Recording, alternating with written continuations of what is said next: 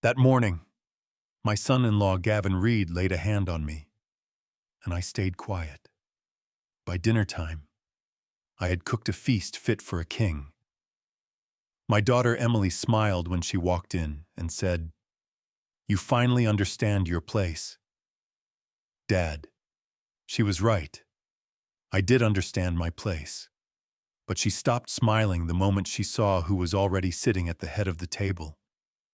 If you have ever felt the stinging pain of betrayal from the people you sacrificed everything for, please hit that like button. It helps this old man know he is not alone. And subscribe to the channel so you do not miss the rest of this story. Because trust me, you are going to want to see how this dinner ends. Tell me in the comments where you are watching from tonight. The heavy folder of loan documents hit my chest before I could even pour my morning coffee. It slid down my old flannel shirt and landed with a thud on the cold travertine floor of the kitchen. I did not need to pick it up to know what it was. It was the fourth time this month Gavin had tried to force this on me. "Sign the papers." "Harold," Gavin screamed, his voice cracking with a desperation that only a gambler knows. "We need the equity from the Lake Norman house by noon tomorrow, or the deal falls through. Do not be a stubborn old fossil. Just sign the damn line." I bent down slowly. My knees popped, a sound that seemed to echo in the cavernous kitchen of the suburban Charlotte mansion I had paid for. I picked up the documents.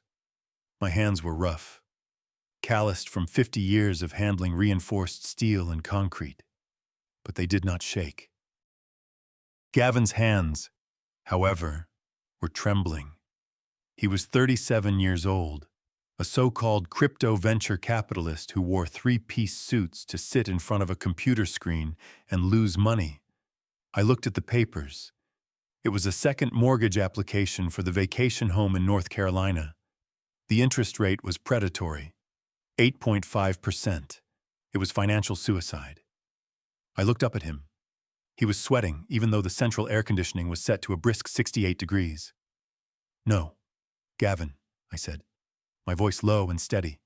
"I told you last week, and I am telling you now. The answer is no. This structure cannot support any more weight.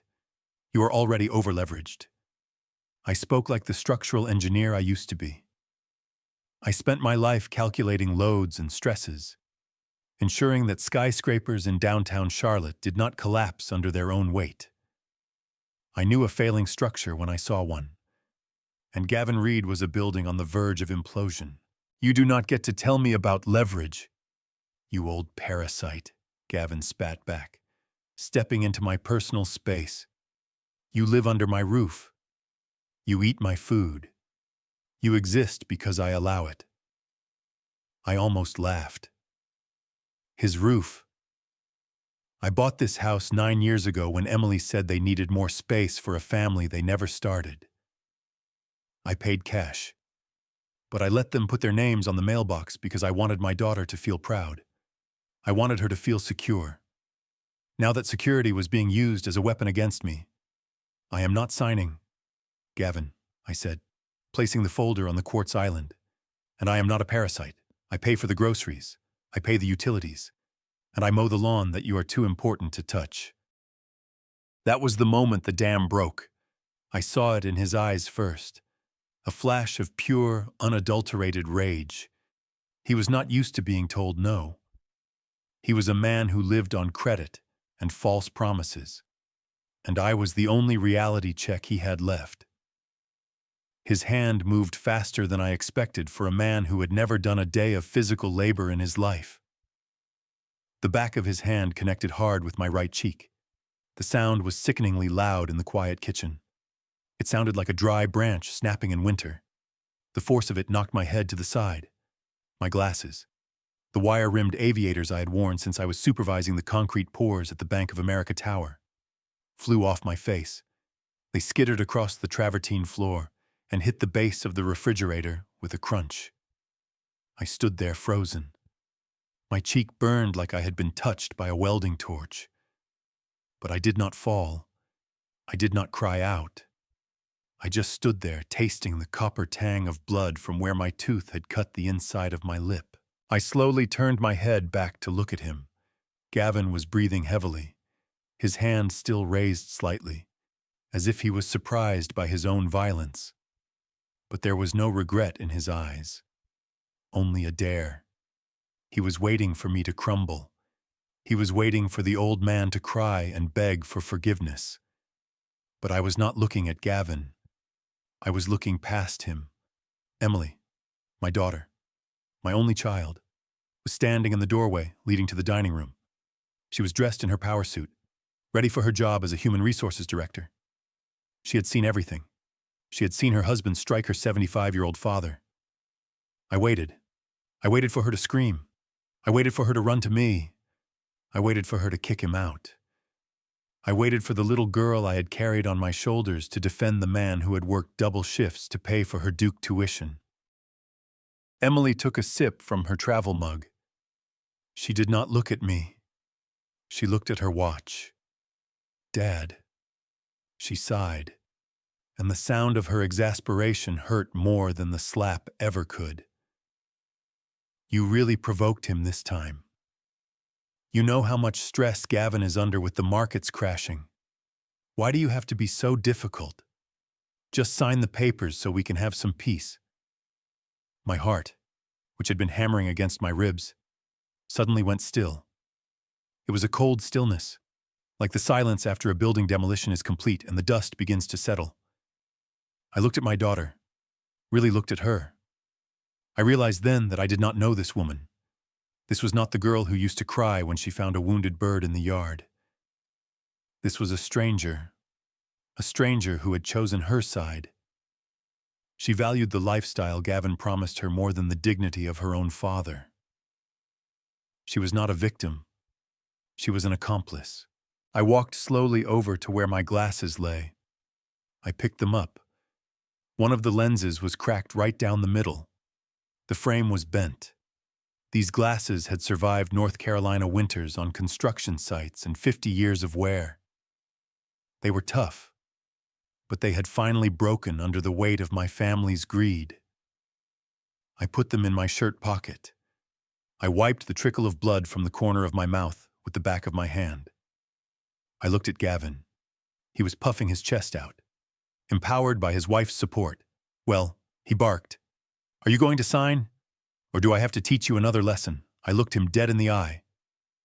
I summoned the same authority I used to use when I had to fire a negligent contractor on a job site. But I kept my voice low, calm, terrifyingly calm. You made your point, Gavin, I said. Gavin sneered. Good. So sign it. I cannot sign it now, I said, gesturing to my shaking hands. You rattled me. I need to calm down. I need to think. You do not have time to think, Gavin shouted. Tonight, I interrupted him. Tonight, we will settle this at dinner. Gavin narrowed his eyes, suspicious of my sudden capitulation. Dinner. Yes, I said. I will cook. I will make a special meal, a celebration, if I am going to sign away the lake house. I want to do it properly. You bring the papers. Bring your lawyer. That man Lawson. I want everything to be legal. Gavin laughed. It was a cruel, barking sound. Look at that. Emily? The old dog finally learned a new trick. Obedience. Emily walked over and kissed Gavin on the cheek, ignoring me completely. See, babe, I told you he would come around. He just needs a firm hand. A firm hand. That is what she called assault. Fine, Gavin said, checking his reflection in the microwave door. Have dinner ready by 7 and try not to burn it this time. Make something expensive. I feel like celebrating. They grabbed their briefcases and walked out the door without looking back. I heard the garage door open and the roar of Gavin's leased Maserati as they sped away to their important lives, leaving the old man behind to lick his wounds.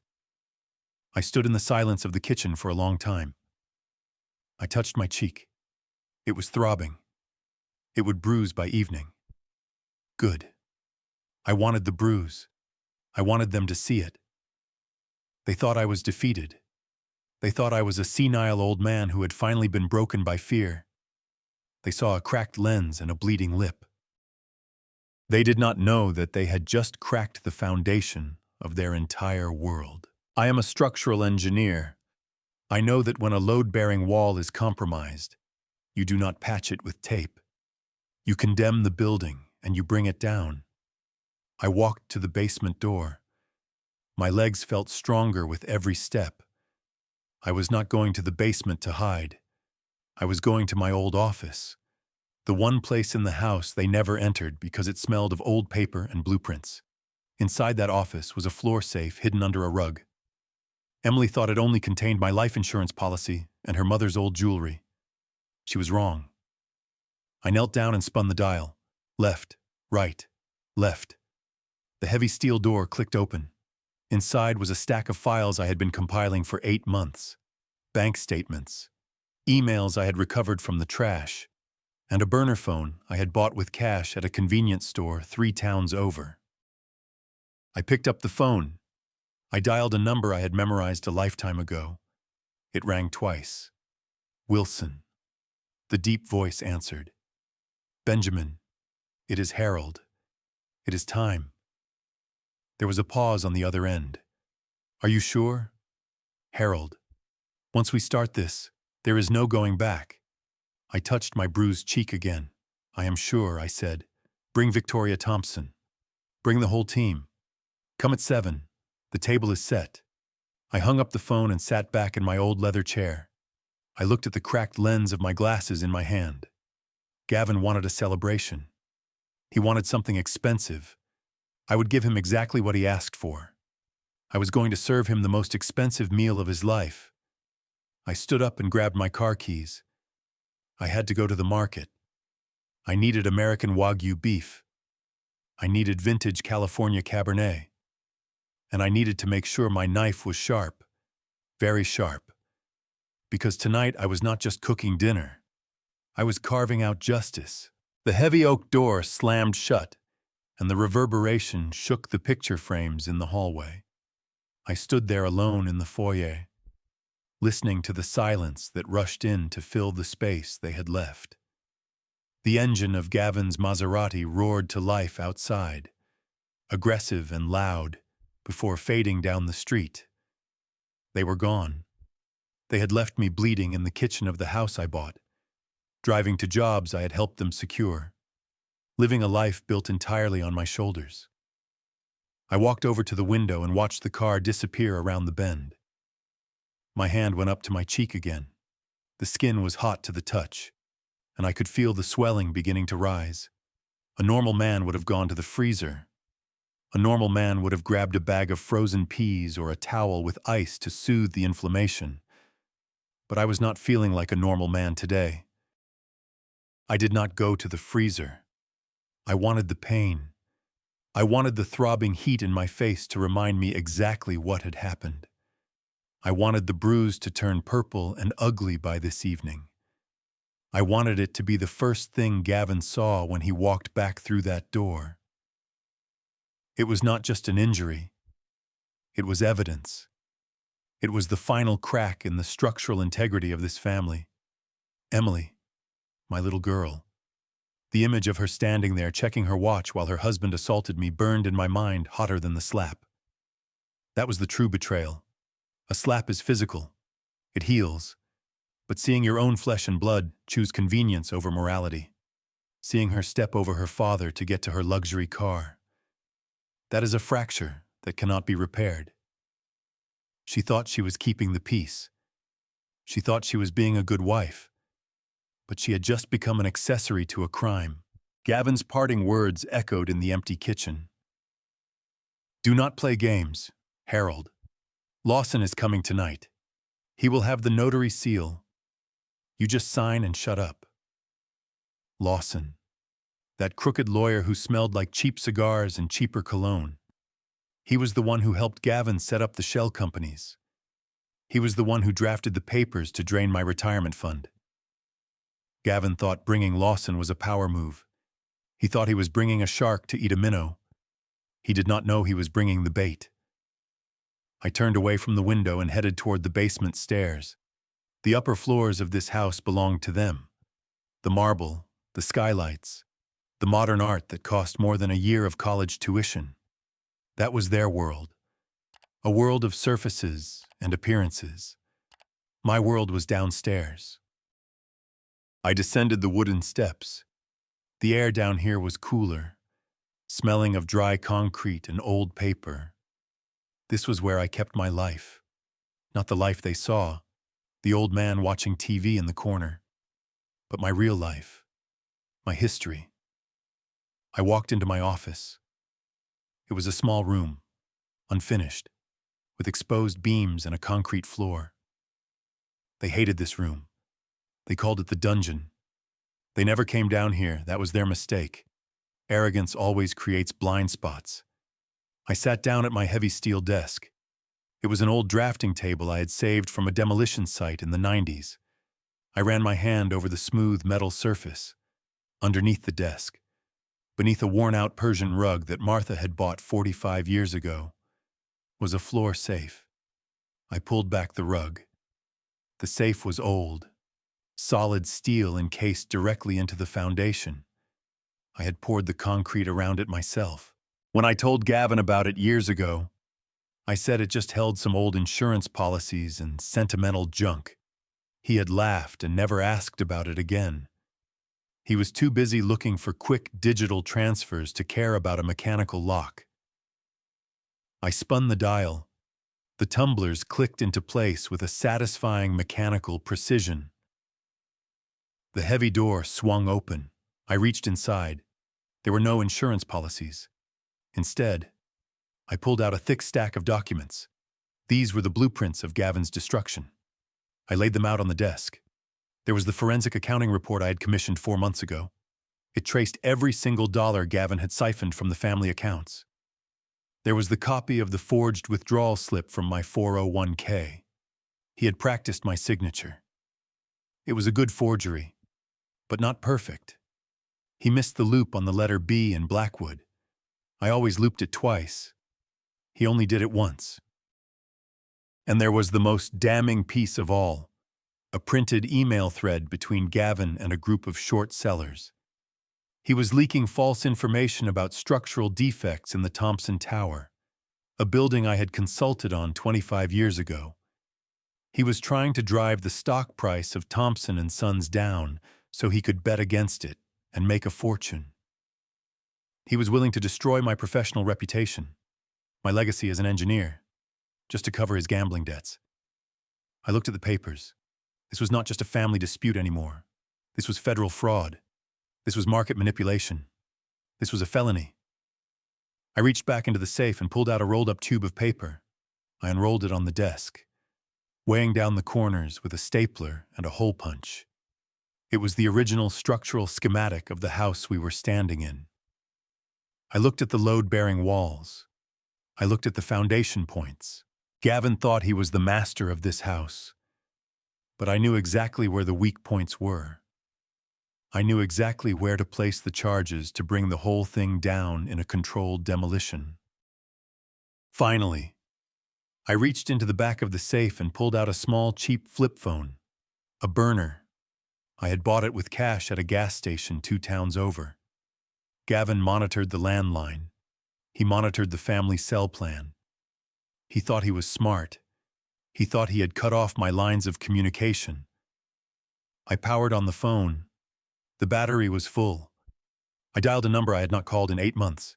It rang once, twice. A deep, gravelly voice answered on the 3rd ring. "This line is for emergencies only." "Hello? Benjamin?" I said.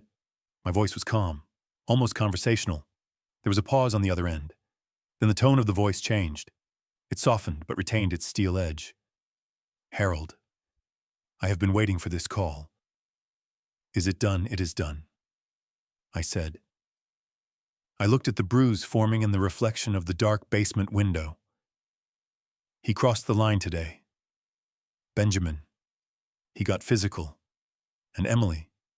She stood by and watched. I heard a sharp intake of breath on the other end. Benjamin Wilson was the United States Attorney for the Western District of North Carolina. But before that, he was just a kid from the neighborhood who I had kept out of trouble. I had paid for his first suit when he passed the bar exam. He called me Uncle Harold when we were alone. "Are you safe?" Harold Benjamin asked. "Do I need to send a squad car now?" "No," I said. "Not now. If you arrest him now, he will claim it is a misunderstanding. He will claim I am a senile old man who got confused. We need him to commit to the lie. We need him to feel safe."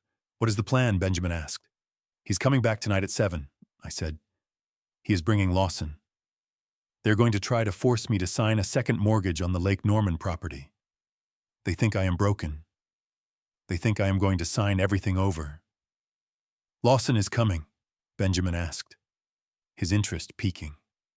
That slippery eel. "We have been trying to pin something on Lawson for years. If he is there facilitating a fraudulent loan." "Harold, that is conspiracy." "Exactly," I said. "That is why we wait. I am cooking dinner. I am making it a celebration. I want them relaxed. I want them arrogant." "Okay," Benjamin said. "I will have a team in place." "No team yet," I corrected him. "Just you. I want you to come to dinner." "To dinner?" Benjamin sounded confused. "Yes." I told him I was inviting a friend, an old chess partner. "He thinks you are just some retiree. Wear a dark suit. Look intimidating. But say nothing. I want him to wonder who you are until it is too late." "And Harold," I added. "Call Victoria Thompson." "The CEO?" Benjamin asked. "Yes. Tell her to come too. Tell her the man who is trying to tank her stock is going to be serving prime rib at 7. Tell her I have the proof she needs to save her company and bury Gavin Reed." There was a long silence on the line. Then I heard a low chuckle, a dark, satisfied sound. "You are going to put Gavin Reed, Lawson, the federal prosecutor, and the CEO of the company he is sabotaging all at the same dinner table?" Benjamin asked. "That is the plan." I said, "Harold, that is not a dinner party. That is an execution. It is a controlled demolition." "Benjamin," I corrected him, "and the fuse is lit." "I will be there," Benjamin said. 7 sharp. I hung up the phone and powered it down. I put it back in the safe, but left the door unlocked. I would need those documents soon. I sat there for a moment in the quiet of the basement. My cheek throbbed, pulsing in time with my heartbeat. I touched the rough concrete wall of the foundation. Gavin thought I was weak because I was old. He thought I was stupid because I worked with my hands. He forgot that before you can build a skyscraper, you have to dig a hole. You have to get down in the dirt and understand the pressure. I stood up. I had work to do. I had to go to the market. I had to buy the wine. I had to select the meat. I walked up the stairs, leaving the darkness behind. The game had changed. They were playing checkers, moving pieces around, trying to steal a little money here and there. I was playing structural engineering, and I was about to pull the pin on the whole foundation. I climbed the carpeted stairs to the 2nd floor, leaving the safety of my concrete basement behind. The air up here felt thinner, artificially chilled by the central air conditioning that ran 24 hours a day. This was Gavin's territory. The hallway was lined with black and white artistic photos of city skylines that Gavin had bought at a gallery for thousands of dollars. He liked the aesthetic of the city, but he knew nothing about the steel bones that held it up. I walked down the hall to the double doors of his home office. He called it his command center. It was the largest room in the house with bay windows overlooking the manicured lawn I mowed every Thursday. I pushed the door open. The room smelled of cedar and expensive leather polish the cleaning lady used on his chair. It was messy, not the organized chaos of a working engineer, but the careless clutter of a man who expects others to pick up after him. I walked over to his desk. It was a massive slab of imported glass resting on chrome legs. In the center sat his computer, a high-performance machine with 3 curved monitors like a cockpit. Gavin had always been arrogant about his technology. He mocked my flip phone. He made fun of my old desktop in the basement. He told Emily that I was a digital dinosaur, that I probably did not know how to turn on a monitor, that arrogance was his vulnerability. I tapped the space bar on his keyboard. The 3 screens flared to life instantly. He had not shut it down. He had not even locked it. He assumed that even if I wandered in here, I would just see lines and numbers and walk away confused. He put the computer to sleep just like he thought he had put me to sleep. I sat in his leather chair. It was too soft. It swallowed you up. I preferred a hard stool that kept your spine straight.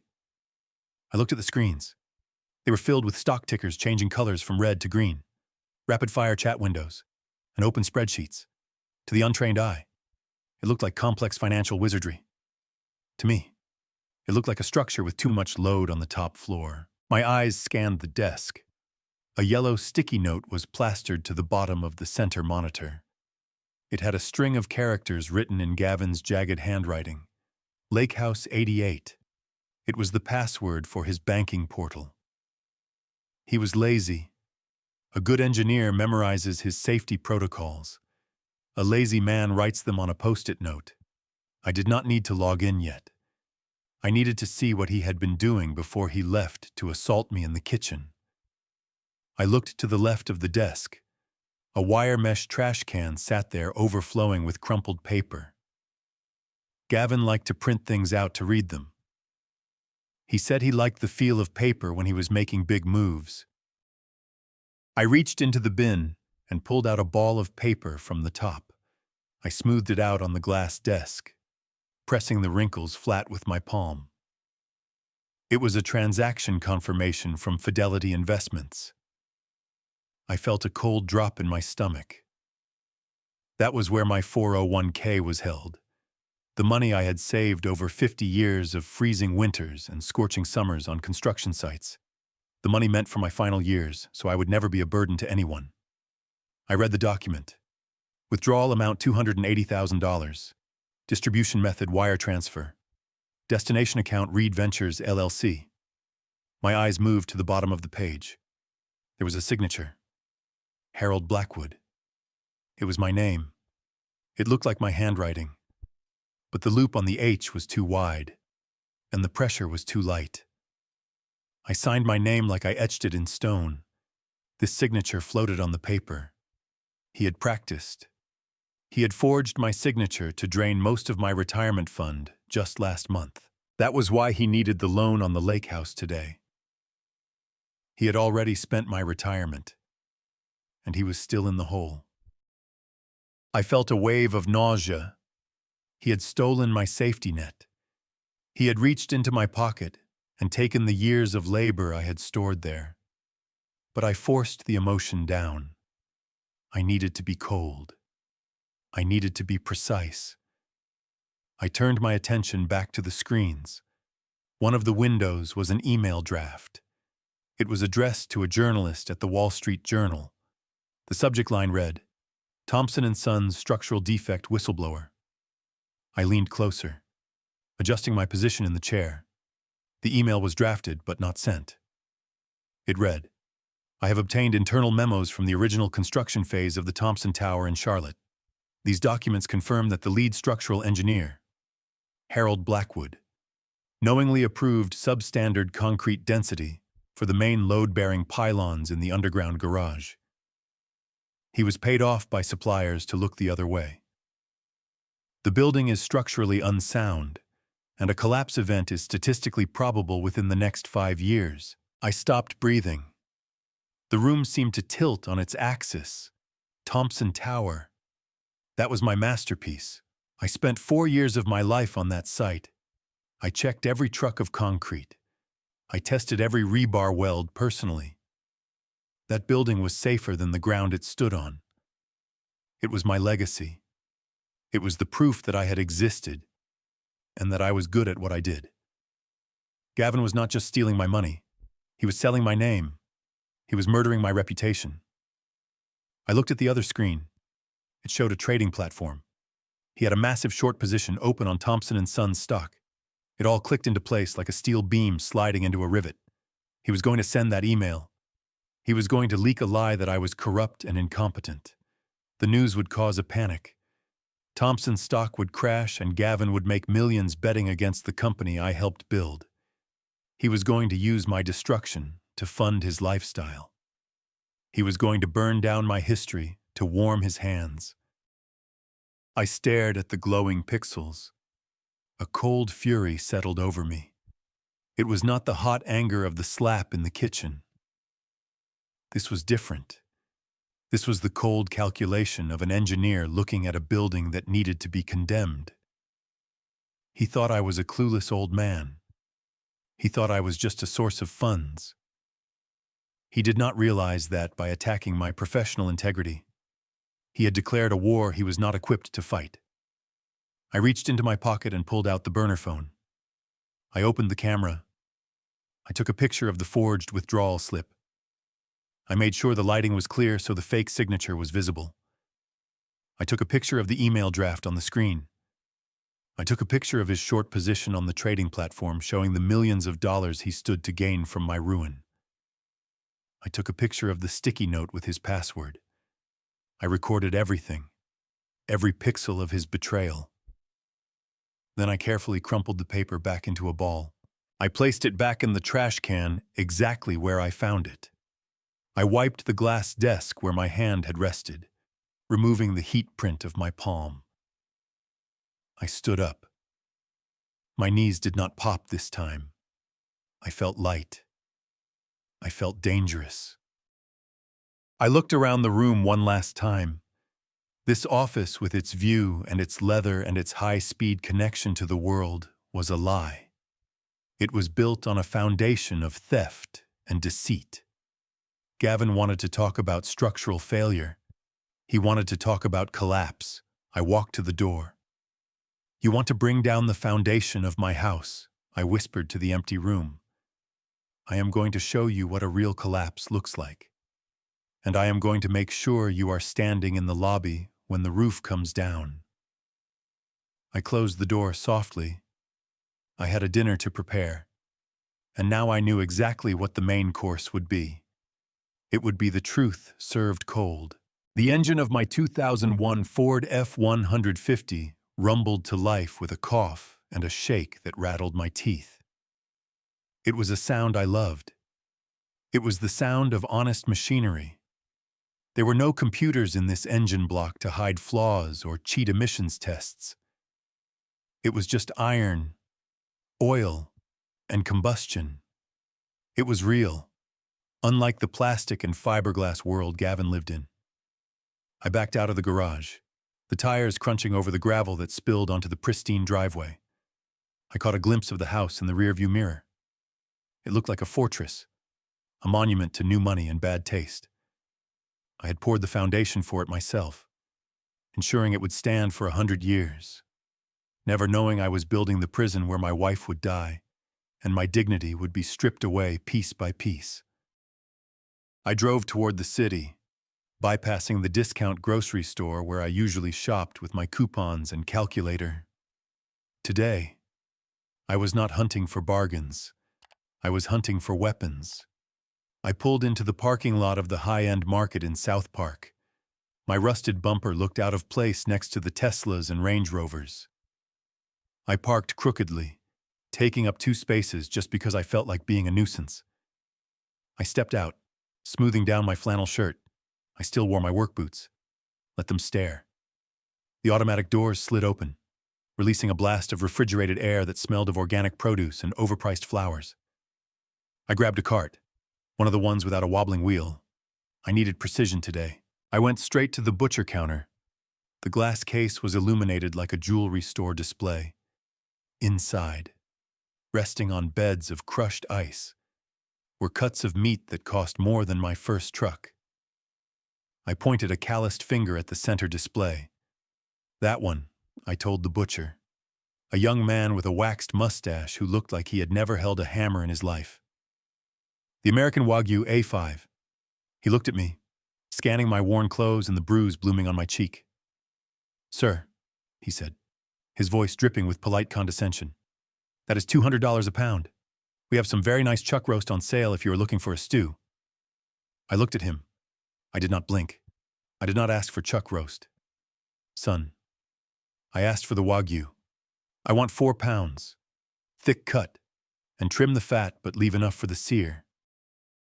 He swallowed hard, nodded, and reached into the case.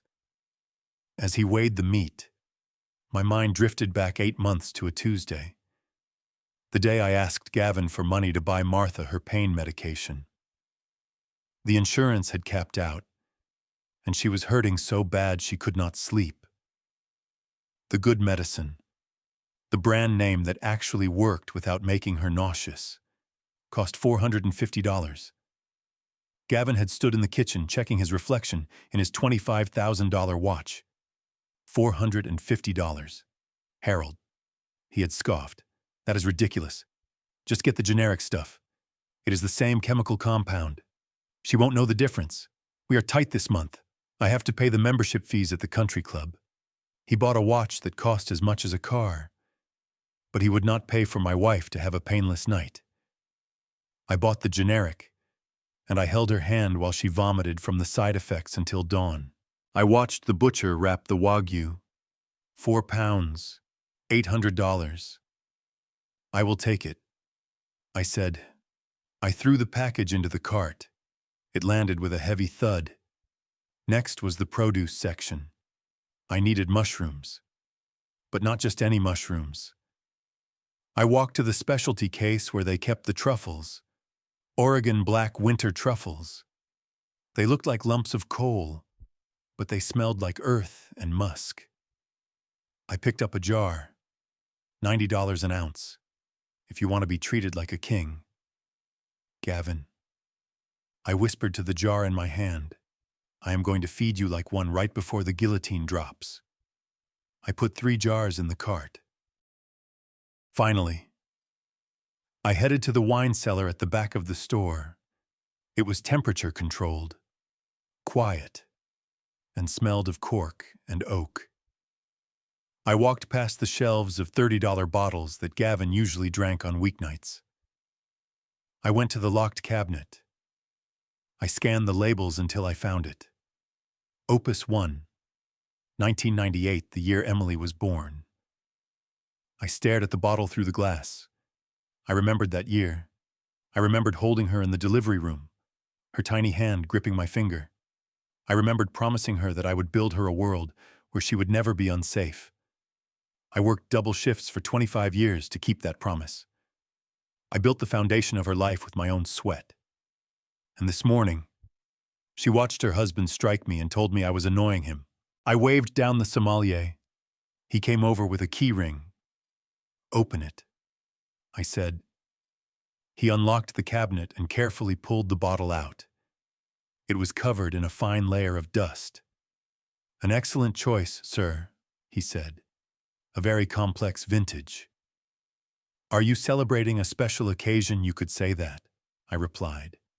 Taking the bottle, I am celebrating the end of an era. I placed the wine in the child seat of the cart, careful not to clatter it against the metal. As I turned to head toward the checkout, a voice called out from the cheese counter. Harold Blackwood, is that you? I stopped. I knew that voice. It was deep, raspy, the voice of a man who had smoked too many cigarettes on high-rise scaffolding. I turned around. Standing there holding a wedge of aged cheddar was Tom Miller. We had worked together on the Bank of America Tower back in the late 90s. He was a site foreman, a good man who knew how to read a blueprint better than most architects. Tom, I said, forcing a smile. It has been a long time. He walked over, his eyes widening as he saw the bruise on my face. Jesus. Harold, what happened? You run into a steel beam, something like that. I said, touching my cheek. Just a little household accident. Tom looked skeptical, but he knew the code. You do not push a man about his scars unless he offers the story. He looked into my cart instead. Wagyu beef. Opus 1. Truffles. Hell. Harold, did you hit the lottery or did you finally decide to sell that patent? I stiffened. The patent. Years ago, I had developed a specific type of seismic joint coupling for high-stress zones. It was a niche invention, something only a structural engineer would understand. But it was revolutionary. It allowed skyscrapers to sway 4% more without compromising the core integrity. I had patented it and then sat on it. I never sold it because I wanted to refine it. I wanted it to be perfect. Gavin knew I had some old drawings, but he had no idea what they were worth. He thought intellectual property was something you bought, not something you built in a garage. Word on the street is that Thompson & Sons is looking for a new seismic solution for their West Coast expansion, Tom said, leaning in. They are saying your coupling is the only thing that passes the new codes. That patent must be worth a fortune now. Harold, tens of millions. I looked at the wine bottle. 1998. The year I became a father. The year I started building a legacy I thought I would leave to my family. I am not selling it. Tom, I said quietly. Tom looked confused. You are holding on to it. Why, you are retired. Cash out. Go to Hawaii. I am not holding on to it either. I said. A strange calm washed over me. Then what are you doing with it? I am giving it away. I said. Tom's jaw dropped. Giving it away. To who? I looked him in the eye. To the only people who still understand the value of a solid foundation. I said, you will hear about it on the news tomorrow. Tom, tonight, I am having a dinner party, and I am serving justice. I patted him on the shoulder and pushed my cart toward the registers. I unloaded the groceries onto the belt. The total came to $1,620. I pulled out my old leather wallet. Inside was a credit card I had not used in 6 years. It was not linked to the joint account Gavin monitored. It was linked to a separate account. One funded by consulting fees I had done quietly over the years. Fees I had hidden in the safe. The cashier ran the card. It was approved. I walked out into the parking lot, the plastic bags cutting into my fingers. The sun was beginning to dip lower in the sky, casting long shadows across the asphalt. I loaded the precious cargo into the passenger seat of the truck, strapping the wine in with the seatbelt as if it were a passenger. I climbed into the driver's seat and started the engine. The truck vibrated alive and ready. I had the meat. I had the wine. I had the evidence in the safe. And I had the guest list. Gavin wanted a feast. He wanted a show. I put the truck in gear and pulled out of the lot. I was going home to cook. And when I was done, there would not be any leftovers. The kitchen island was no longer a place for family breakfasts. It was a workbench. I laid out the ingredients with the same precision I used to lay out blueprints for a suspension bridge. The Wagyu beef sat on a wooden board, marbling white against the deep red. Room temperature. Ready for the heat. The truffles were in a small glass bowl, dark and earthy. The bottle of Opus One stood open, breathing the air around it, smelling of oak and history. I sharpened my chef's knife. The sound of steel against the wet stone was rhythmic. Shh, shh. It was the same sound as a shovel hitting gravel. It was the sound of work. I tested the edge against a piece of paper. It sliced through without a sound. Perfect. I started chopping the shallots for the reduction. My hands moved automatically. I did not look at the blade. I looked at the clock on the microwave. 6:15. They would be here soon. I placed a cast iron skillet on the burner and cranked the flame to high. You do not cook Wagyu on low heat. You need violence. You need a thermal shock to sear the outside while keeping the inside meltingly tender. It is like tempering steel. If you are too gentle, it fails. I dropped a knob of butter into the pan. It hissed and foamed, turning nut brown in seconds. I laid the steaks down. The sound was aggressive, a loud sear that filled the kitchen with white smoke and the smell of expensive fat rendering. I was flipping the meat when I heard the front door open. It was too early. Gavin said 7. The footsteps were light, clicking on the travertine. High heels. Emily. She walked into the kitchen, stopping dead in her tracks when the wall of aroma hit her. She waved her hand in front of her face, coughing theatrically. "Dad, what on earth are you doing?" she asked, her voice shrill. I did not turn around. I busted the steaks with the brown butter in time. I am cooking dinner. "Emily," I said calmly, like Gavin asked. She walked closer, her heels clicking. A staccato rhythm.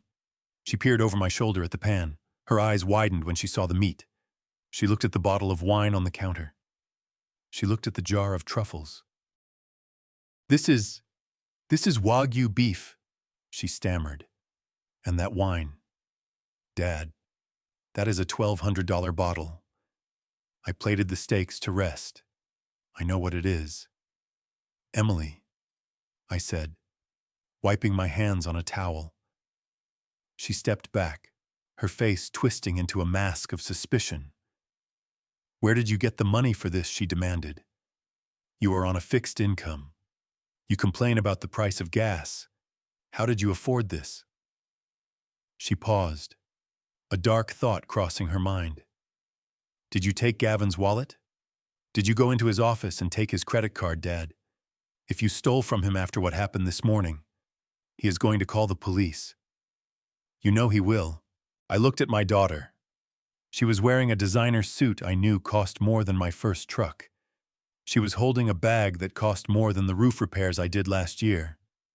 And she was accusing me of theft. I did not steal anything. "Emily," I said quietly, "this is my money. My savings. Savings." She laughed, a harsh, disbelieving sound. "What savings? You spent everything on this house." "I had a little put away." I lied. Smooth as concrete. For a rainy day or a special occasion. She looked at the feast spread out on the counter. The suspicion in her eyes slowly morphed into something else. Something pitying. Something triumphant. "Why?" she asked. "Why spend it all now?" I poured a small amount of the wine into a glass to taste it. It was perfect. "Because this is it.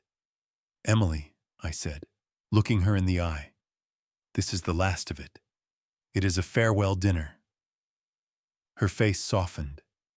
The tension left her shoulders. She interpreted my words exactly as I intended. She thought I was giving up. She thought I was spending my last few dollars before checking into a state-run nursing home or moving into a studio apartment in a bad neighborhood.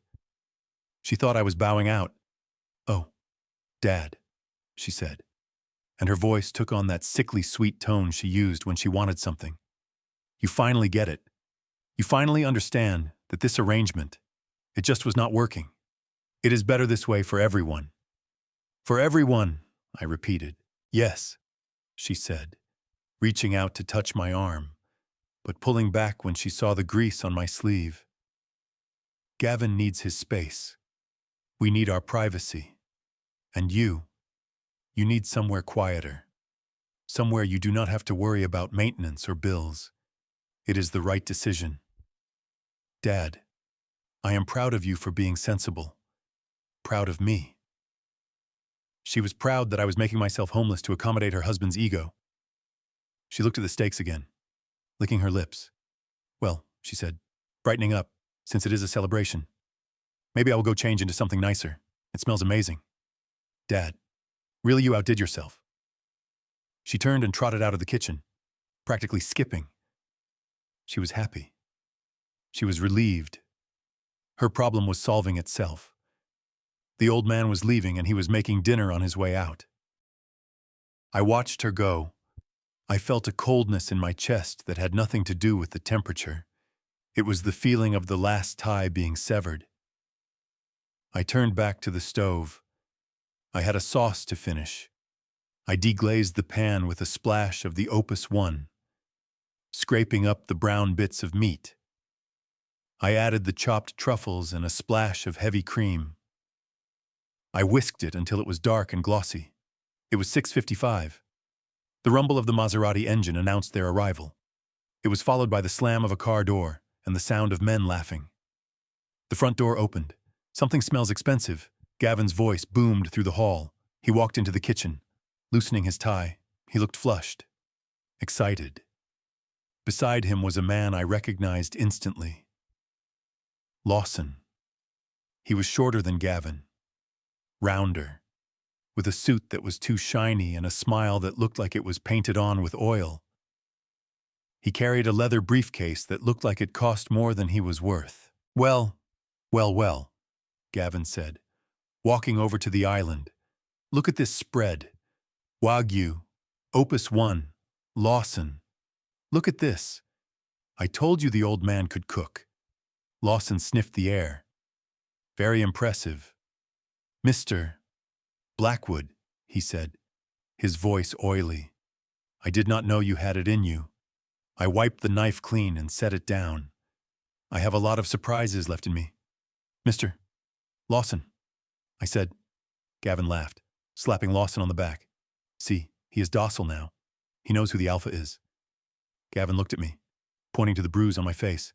It had darkened to a deep purple, angry and swollen. "That looks nasty."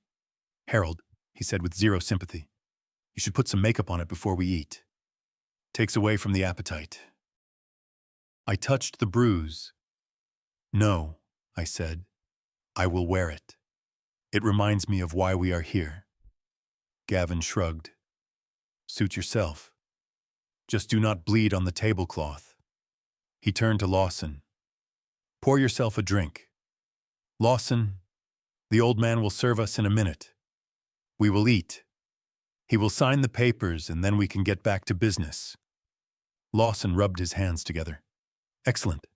I have the notary seal ready. It will take 2 minutes." They walked past me into the dining room, treating me like part of the furniture, like the help. I looked at the clock. 7 o'clock. Right on cue. The doorbell rang. Gavin stopped mid-stride. He turned back to look at me, his brow furrowed. "Who is that?" he asked sharply. I did not order anything. I picked up the platter of meat. The smell was intoxicating. "I invited a couple of guests," I said calmly. "Guests?" Gavin's face reddened. "I told you this was a private meeting." "Harold, I do not want your drinking buddies from the Union Hall eating my food." "They are not from the Union Hall," I said, walking past him toward the door. "And it is not your food. Gavin, it is mine." I set the platter down on the dining table next to the silver candlesticks Emily had bought for Christmas. "Get rid of them," Gavin hissed. "Now." I ignored him. I walked to the front door. I unlocked the deadbolt. I opened the door wide. Standing on the porch, bathed in the soft yellow light of the entryway, were 2 people. On the left was a man in a black wool coat. He was tall, broad-shouldered, with silver hair and a face carved from granite. He carried himself with the quiet, terrifying authority of the federal government. Benjamin Wilson. On the right was a woman. She was elegant, sharp, wearing a tailored suit that commanded respect. Her eyes were intelligent and piercing. She looked like she could buy and sell Gavin 10 times over before breakfast. Victoria Thompson, the CEO of Thompson & Sons Construction. Gavin came up behind me, ready to shout at whoever was disturbing his evening. "What is the meaning of—" His voice died in his throat. He recognized Victoria Thompson instantly. He had been obsessing over her company for months, trying to destroy it. Seeing her standing on his porch was like seeing a ghost, but he did not know Benjamin. He just saw a big man in a dark suit. "Harold," I said, stepping aside. "Come in. Dinner is served." The air in the foyer seemed to drop 10 degrees the moment Victoria Thompson stepped across the threshold. She brought the chill of the Charlotte evening in with her, clinging to her cashmere coat like a second skin. Gavin stood frozen near the dining room archway, his mouth slightly open, looking like a fish pulled suddenly from the water and thrown onto the dock. His eyes darted from Victoria to me and then back to her. searching for some logical explanation that would make sense of this impossibility. In his world, the world of spreadsheets and stock tickers, Victoria Thompson was just a name, a symbol, a target to be taken down. She was not supposed to be a flesh-and-blood woman standing in his hallway. She was certainly not supposed to be wiping her feet on his welcome mat. Victoria looked at him. Her gaze was not angry. It was surgical. She looked at him the way a demolition expert looks at a condemned building, searching for the structural weaknesses. Then she smiled. It was a terrifyingly polite smile. "Good evening," she said, her voice smooth and cultured. "You must be Gavin. Harold has told me so much about you." Gavin made a sound that was half choke, half squeak. He tried to compose himself. He smoothed his tie with a trembling hand. He took a step forward, his instincts as a social climber kicking in even through his panic. "Miss Thompson," he stammered. I did not know. I mean, it is an honor. A true honor. I follow your work closely. Very closely."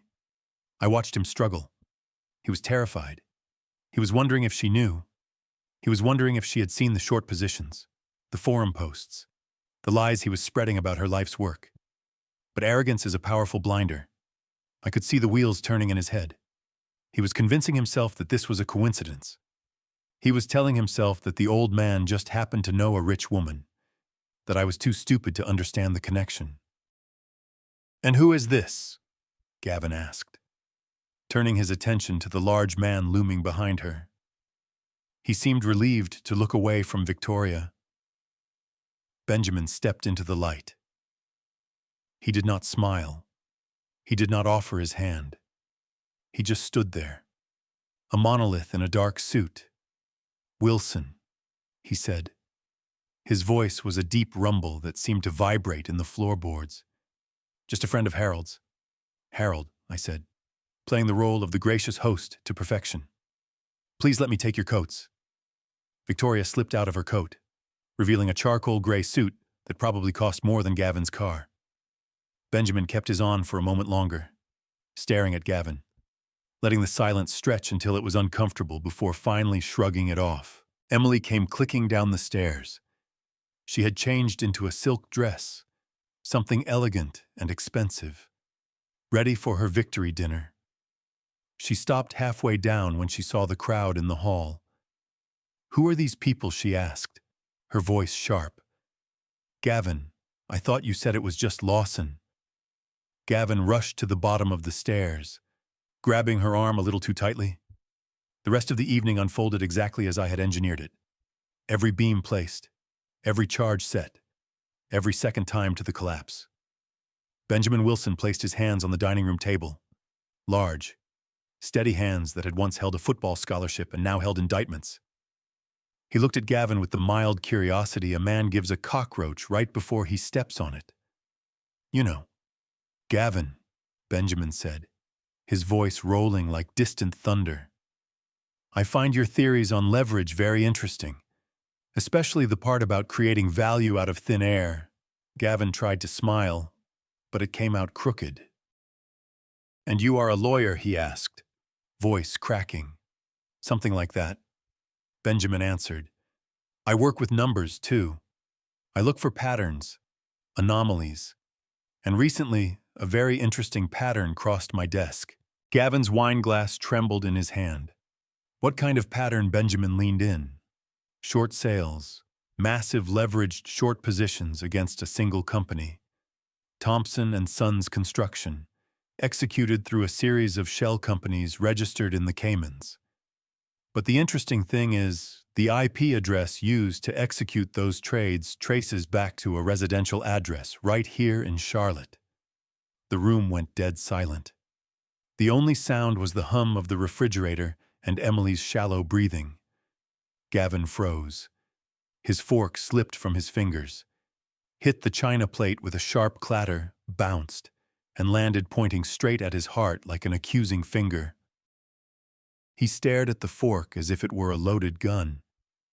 I do not know what you are talking about, he stammered. I am a venture capitalist. I have a diverse portfolio. Benjamin's smile was cold. I am sure you do. But the Securities and Exchange Commission calls it market manipulation and insider trading based on fabricated information. And they have been preparing a subpoena since this morning. Gavin's face turned the color of old concrete. He looked at Lawson for help. Lawson was staring at his plate, sweating through his cheap suit, looking like he wanted to melt into the floorboards. I stepped out of the shadows and walked to the head of the table. I lifted the first silver dome.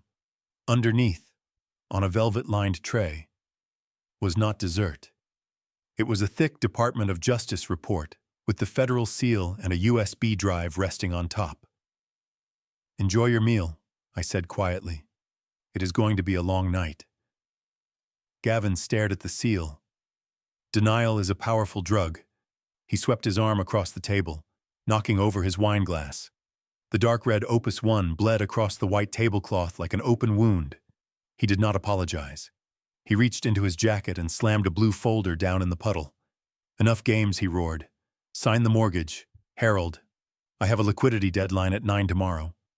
Sign it now, or I swear I will have you dragged to a state facility tonight. He shoved the damp document toward me. The signature line waited like a trap. I did not touch it.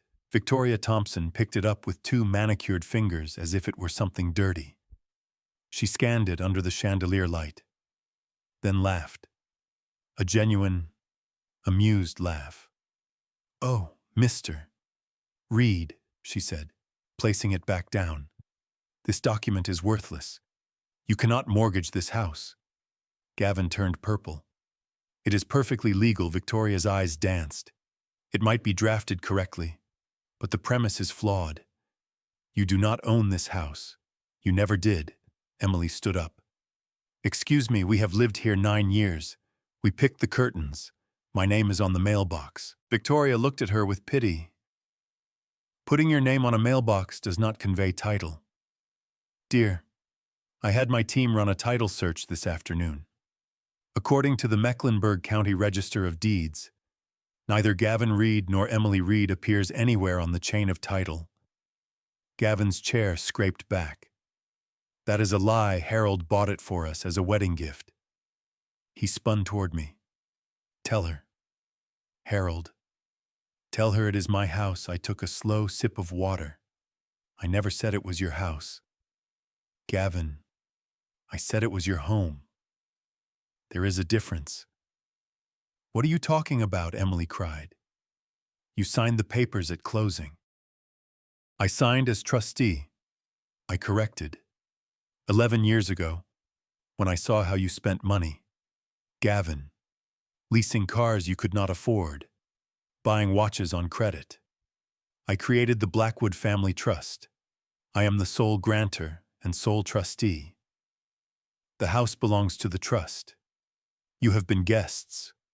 Guests who never paid rent. Guests who treated the landlord like a servant. But you own nothing. The equity you are trying to steal does not exist for you. Gavin looked at Lawson. Is this true? Lawson loosened his collar. I did not check the current title. I assumed. You assumed, Gavin screamed. I pay you $500 an hour to assume. He turned back to me, face twisted with pure hatred. You tricked us. You let us pay for renovations. I paid for every renovation, I reminded him. You just threw parties and pretended you were rich. Gavin slammed both fists on the table. I do not care about your trust. Revoke it, sign everything over tonight. I am short millions on Thompson's stock. The margin call hits at the opening bell. You owe me this for letting you live here after Martha died.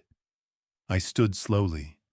You want me to mortgage my house to cover your gambling debts. You want me to destroy my security to save your vanity. Yes, he breathed, thinking he had won. Just sign it. I picked up the soggy mortgage papers. I looked him in the eye.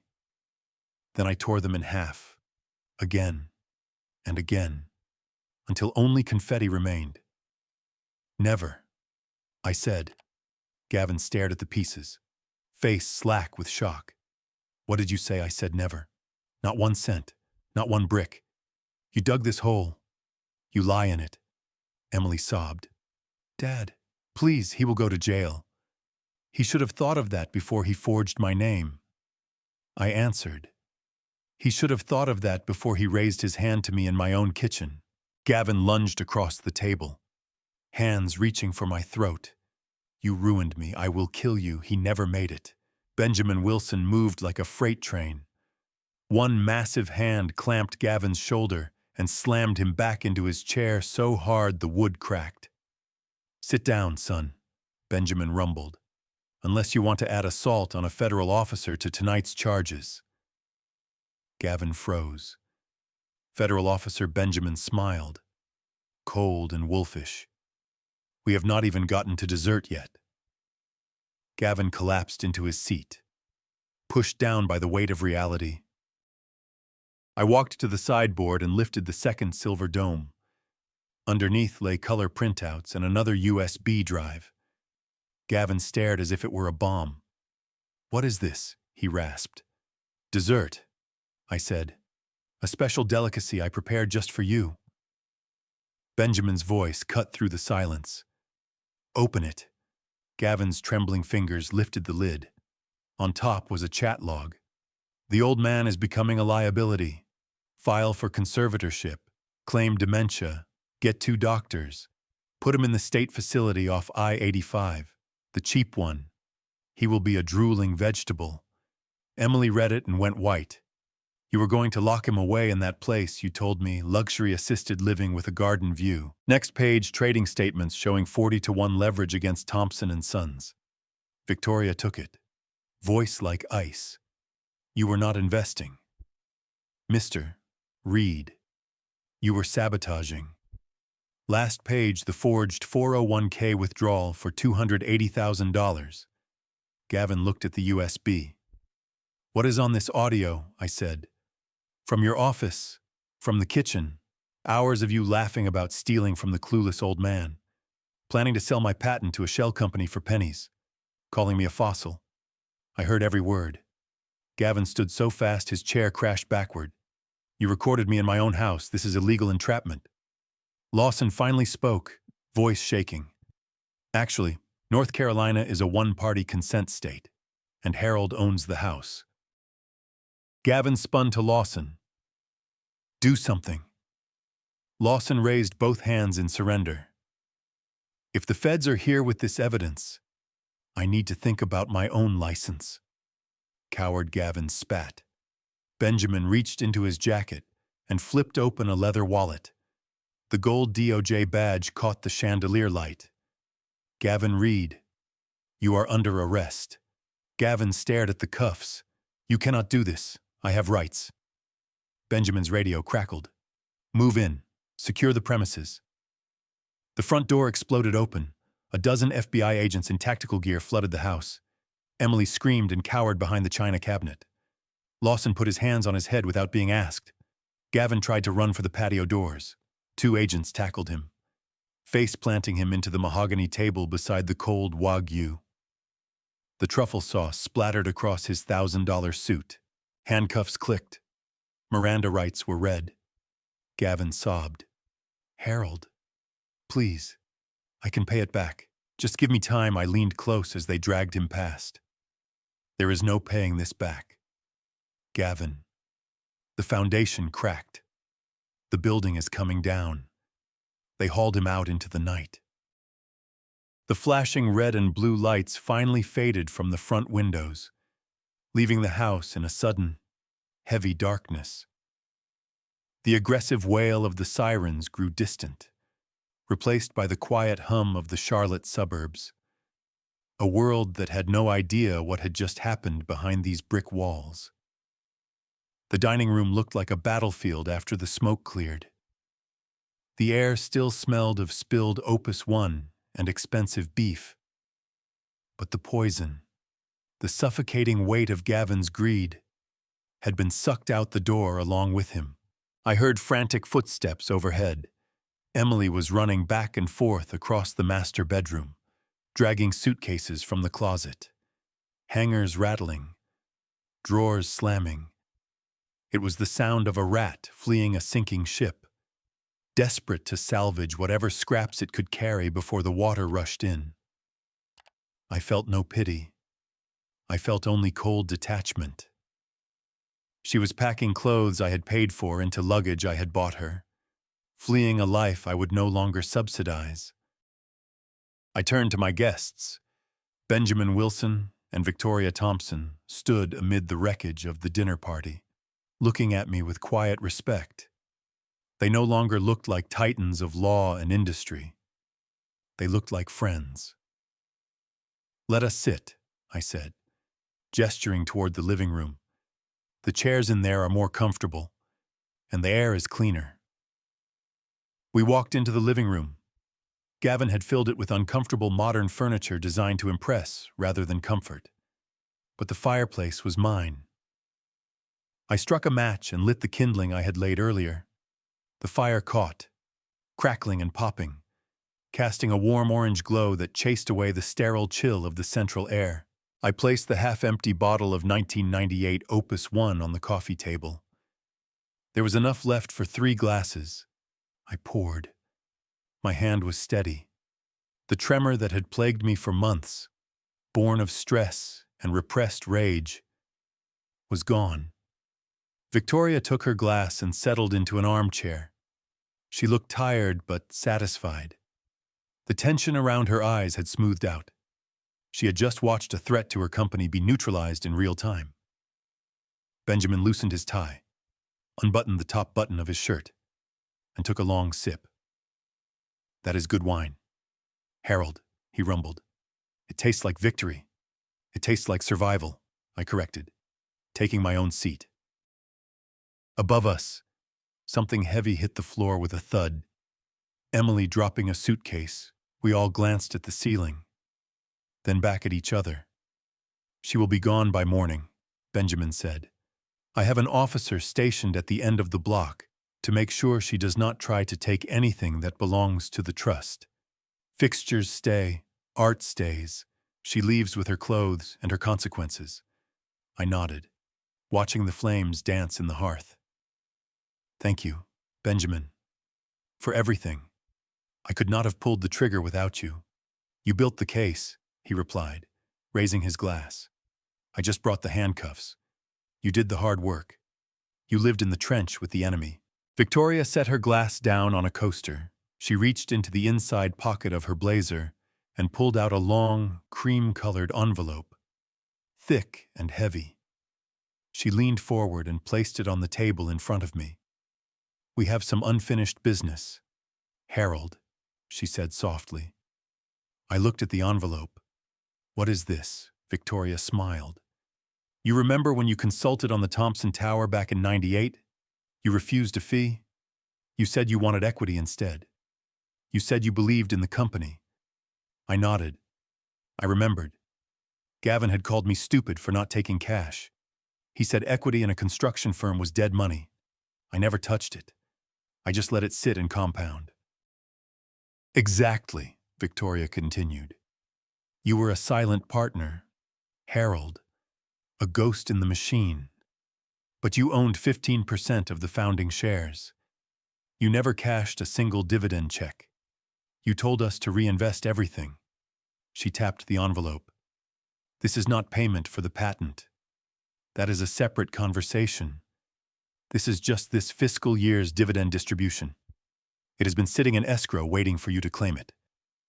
I picked up the envelope. I slid my finger under the flap and tore it open. Inside was a single check on heavy watermarked paper. I looked at the numbers. $5,820,000. I blinked. I read it again. The zeros were real. This was 1 year's dividends, and I still owned the underlying stock. I looked up at Victoria. My throat felt tight. "I could have paid off the house 12 times over," I whispered. "I could have bought Gavin's silence. I could have bought peace. Victoria shook her head. You cannot buy peace from a man like Gavin. If you had given him this, he would have burned through it in 6 months and come back for more. He was a black hole, Harold. You did not need money. You needed a boundary. And tonight, you built a wall he could never climb. I looked at the check again. It was just paper, but it represented freedom. It represented power. I stood and walked to the fireplace. On the mantel, in a simple silver frame, was a photo of Martha.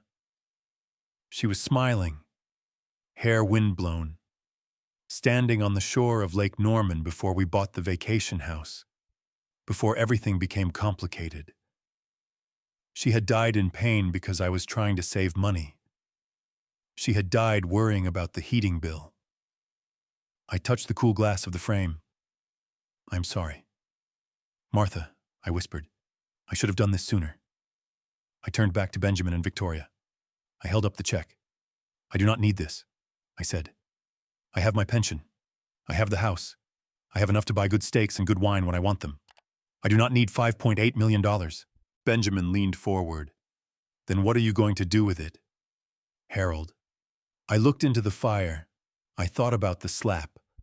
I thought about the feeling of helplessness, of being old and dismissed in my own home.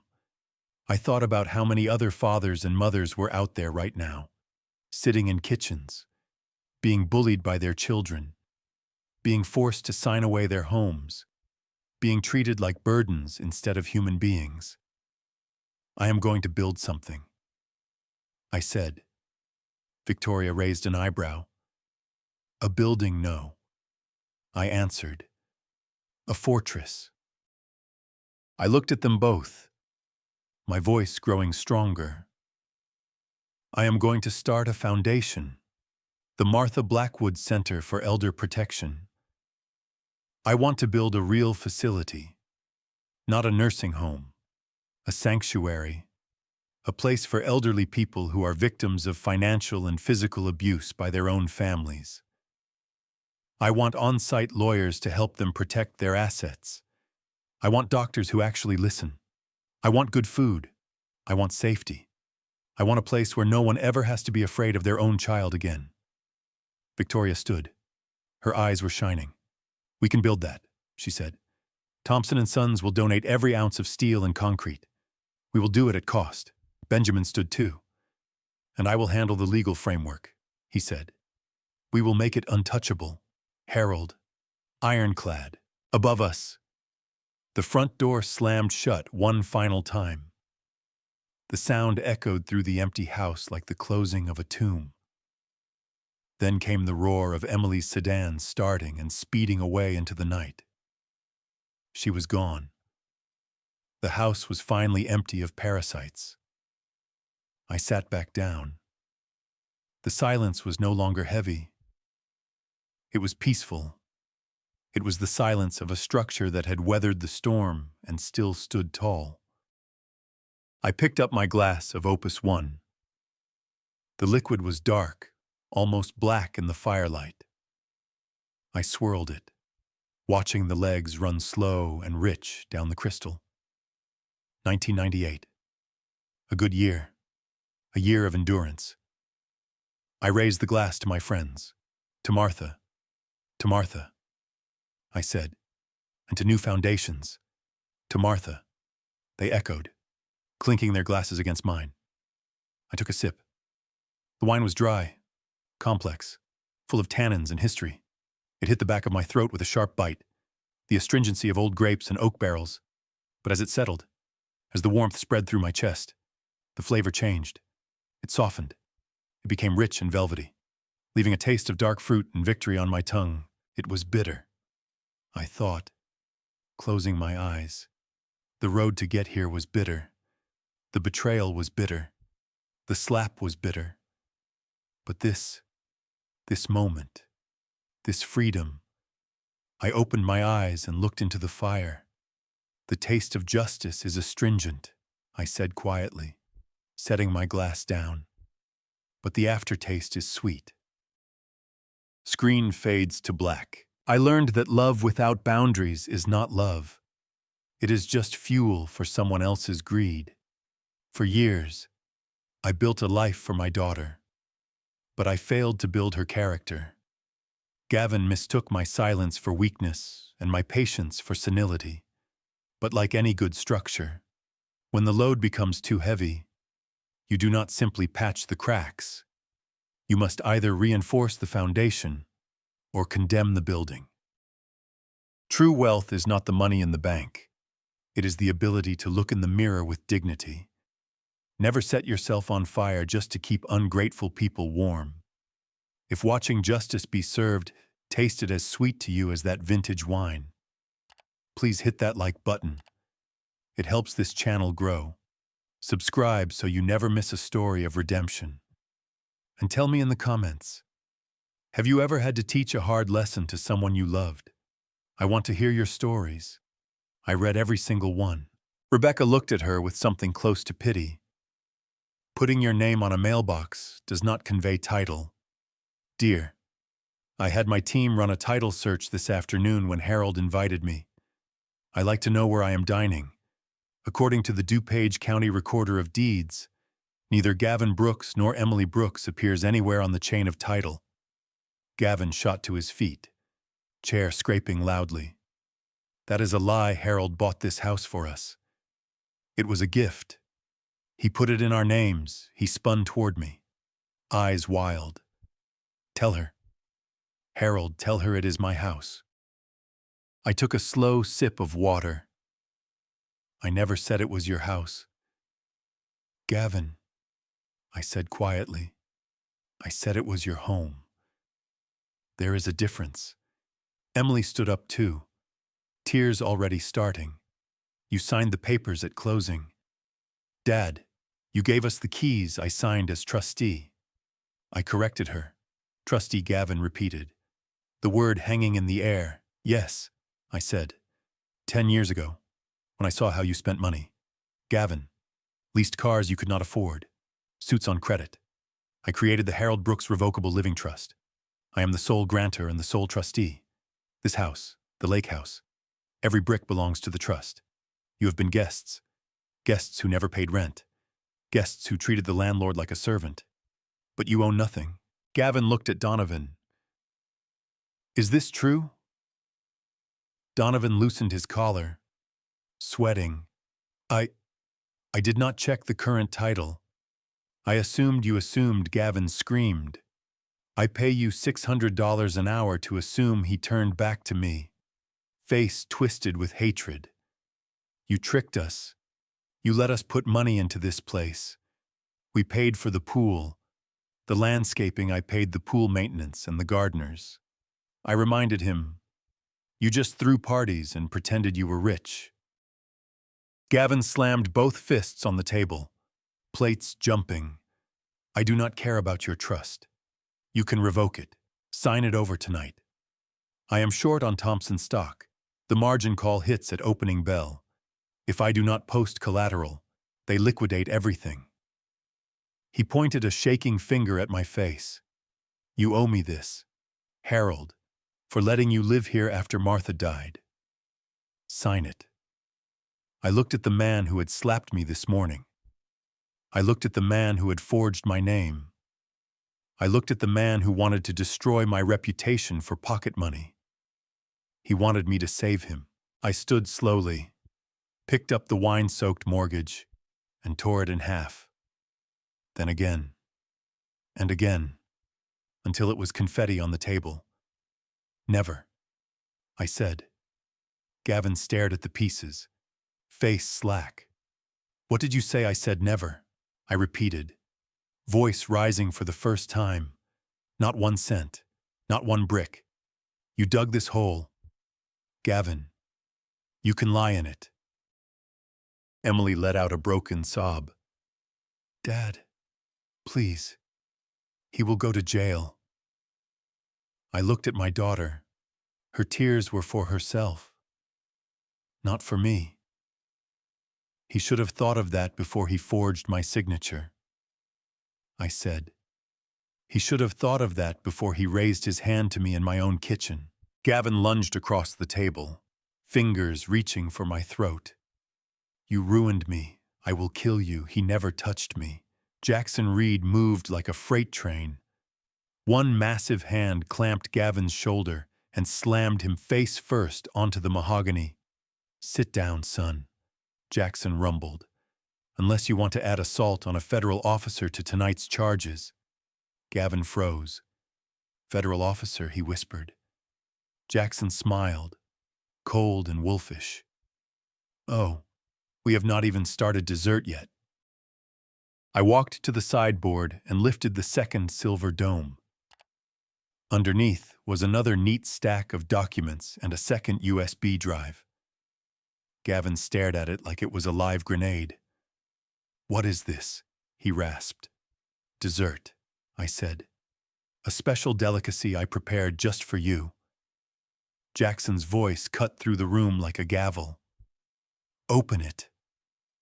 Gavin's trembling fingers lifted the lid higher. On top was a printed chat log time-stamped 3 weeks ago. G. Brooks. The old man is asking questions again. He is becoming a liability. A. Donovan. We can file for conservatorship, claim dementia. 2 doctors will sign off. We take control of his assets in 48 hours. G. Brooks, do it. I am tired of asking permission. Put him in that state facility off I-88. The cheap one. He won't know the difference once they medicate him. He will just be a drooling vegetable. Emily read it and went pale. You were going to put him in a home, she whispered. A state facility. You told me luxury assisted living with a garden view. Gavin did not answer. He was flipping through the rest, the forged 401k withdrawal. The short position showing he stood to make $12 million when Thompson Industries stock crashed. The unsent email accusing me of taking bribes 25 years ago. Rebecca picked up the trading summary. 20-to-1 leverage, she said. Voice like ice. You were not investing.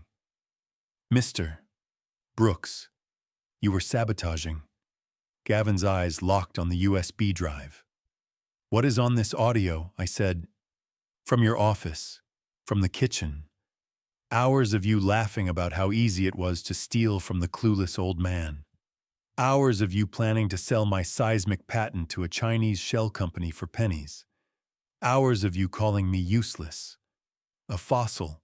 Saying my only value left was the equity in this house. Gavin stood so fast his chair crashed backward. You wired my office. This is illegal entrapment, invasion of privacy. He grabbed Donovan by the lapels. Tell them this is inadmissible. Donovan raised both hands in surrender, staring at Jackson's badge that now glinted on the table. I cannot help you. Gavin, if the feds have this evidence, I have to think about my own license. Jackson reached for the radio on his shoulder. Move in. Secure the premises. The front door exploded open. A dozen FBI agents in tactical gear poured in. Boots thundering on marble. Federal agents, nobody move. Emily screamed and dropped to the floor behind the china cabinet. 2 agents took Donovan. He did not resist. 2 more grabbed Gavin as he tried to bolt for the patio doors. They slammed him onto the table beside the cold Wagyu. The truffle sauce splashed across his $1,000 suit. Handcuffs clicked. Gavin's face was pressed into the wood, cheek against the plate. Harold, he begged, tears and snot running together. Tell them I can pay it back. The market will turn. I just need time. I looked down at him. There is no fixing this. Gavin, the foundation has cracked. The building is coming down. They dragged him out, still screaming my name. Donovan followed, already offering to cooperate. The red and blue lights painted the walls. When the door slammed shut, the house fell into heavy silence, broken only by Emily's sobbing on the floor. Rebecca stood, smoothed her skirt, and walked over to me. I am sorry it had to end this way. Harold, but you did the right thing. Jackson put a hand on my shoulder. We'll need a formal statement tomorrow. Rest tonight. There is a protective detail outside. Emily crawled forward on her knees, clutching at my pants leg. Daddy, please. Fix this. I did not know. I am your daughter. I stepped back. She collapsed, dress soaking in spilled wine. You are not a victim, Emily. You are an accomplice. You watched him hit me and told me I provoked him.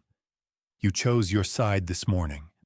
I pulled a single sheet from my jacket, the notice to vacate stamped with the trust seal, and let it fall in front of her. You have 24 hours to remove your personal belongings. Anything left goes to the curb. Rebecca's phone buzzed. She glanced at it and looked at Emily with icy calm. And regarding your employment at Thompson Logistics, your access badge was deactivated 5 minutes ago. Severance denied for cause. You are terminated immediately. Emily let out a sound like a wounded animal and curled into a ball on the floor. I turned away. I could not look at her anymore. Jackson and Rebecca followed me into the living room. I lit the fireplace, poured the last of the 1995 Margot into 3 glasses. Rebecca placed a cream envelope on the coffee table. Inside was a single check for $6,300,000. The current year dividend from founding I had taken as equity instead of cash 27 years earlier, when I saved the Thompson Tower project. Money Gavin never knew existed. I stared at the flames. I do not want this for myself, I said.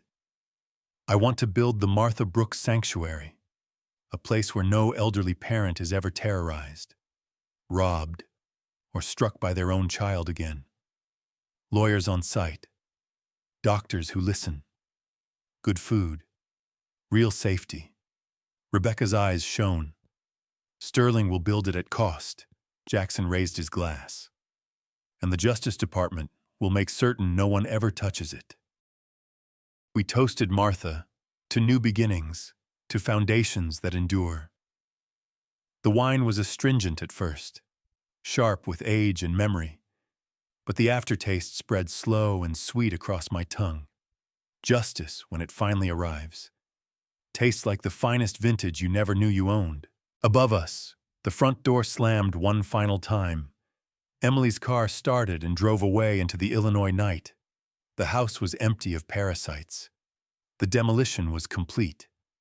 For the first time in years, the house was quiet in the right way. No shouting, no threats, no one treating me like a burden.